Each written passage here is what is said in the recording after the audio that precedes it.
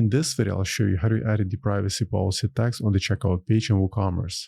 As you can see in this example, I'm currently on my checkout page, and if I scroll all the way down, just above the place order button, there's going to be a privacy policy notice right here. So if you're looking to update this text in this video, I'll show you where you can find it.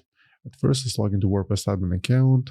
Once you're in WordPress dashboard, on the left side of the screen, hover on WooCommerce, and then select Settings.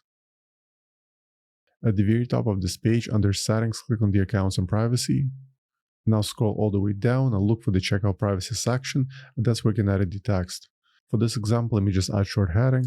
Let's add some space, and type Privacy Notice, then save the changes. Once the changes are saved, go back to your checkout page and try refreshing it. Now let's scroll all the way down, and as you can see, the changes are now reflected right over here.